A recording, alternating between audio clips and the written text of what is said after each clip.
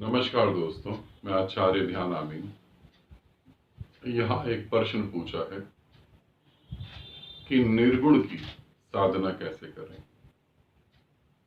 और इससे मिलते जुलते प्रश्न जो हैं, शब्द अलग अलग हैं, कुछ और साधकों ने भी पूछा है, निराकार की साधना कैसे करें। निर्गुण अर्थात जो गुण ही नहीं है, निराकार अर्थात जो आकार में नहीं है, उसकी साधना हम कैसे करें।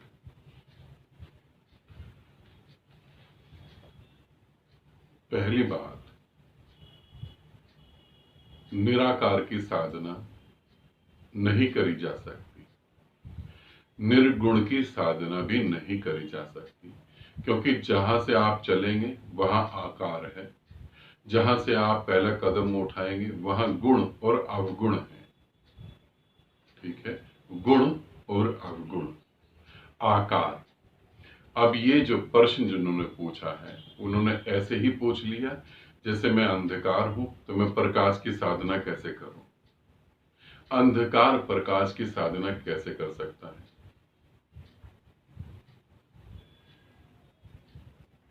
निर्गुण की साधना कैसे करी जा सकती है, निराकार की साधना कैसे करी जा सकती है। फिर भी उपाय है, फिर भी मार्ग है। तुम जहां से पुकारो परमात्मा वहीं से प्रकट हो जाता है, क्योंकि वो कण कण में व्याप्त है। ये सिर्फ कथा ग्रंथ किताबों की बात नहीं, वो सच में कण कण में व्याप्त है। तो तुम जहां से उसे पुकारोगे वो वहीं से मार्ग दिखाएगा। अब चलते हैं निर्गुण की साधना करने के लिए, निराकार की साधना करने के लिए। समझें, जो आकार है वो मैं नहीं हूं, जो आकार है वो मिट जाएगा। शरीर मैं नहीं हूं, ये बना है और मिट जाएगा।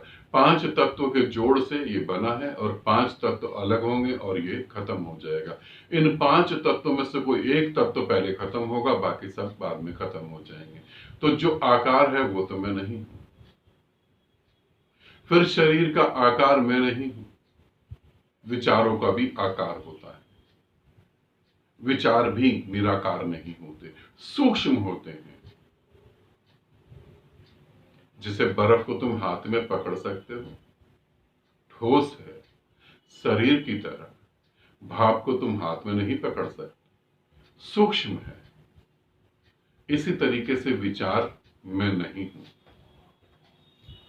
भाव भी मैं नहीं हूं, आत्मा भी नहीं हूं, परमात्मा भी नहीं हूं,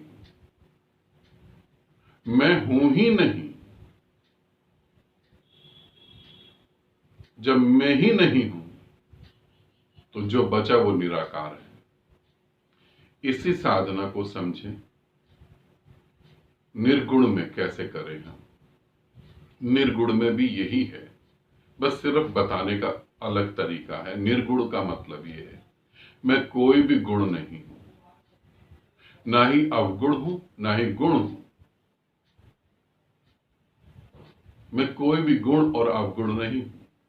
जो दिख सकता है वो तो मैं बिल्कुल नहीं हूं, जो महसूस हो सकता है वो भी मैं नहीं हूं, जिसकी कल्पना करी जा सकती है वो भी मैं नहीं हूं। मैं मात्र भ्रम हूं, मैं मात्र अवगुण हूं, मैं मात्र अवगुण हूं। बस, यदि ऐसे नहीं समझ आ रहा, तीसरे तरीके से समझाता हूं, बहुत आसान है, इसे समझें।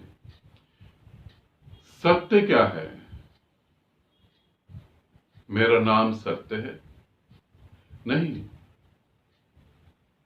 दो जनों के मिलन के कारण शरीर का निर्माण हुआ, शरीर पैदा हुआ, तीसरा व्यक्ति बाहर से आया, उसने नाम रख दिया।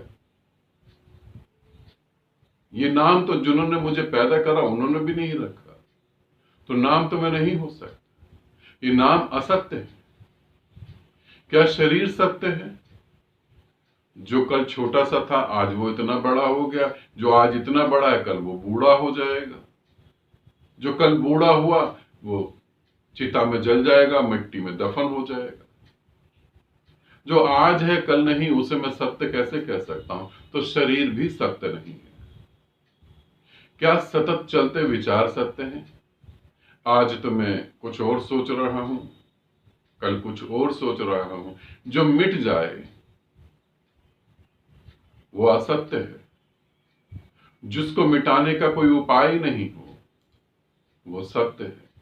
क्या मेरे भाव सत्य हैं? आज मैं जिनसे प्रेम कर रहा हूं, कल उन्हें गालियां दूंगा।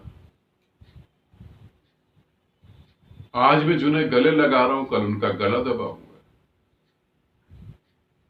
आज एक लड़की पागल हो गई है एक लड़के के चक्कर में।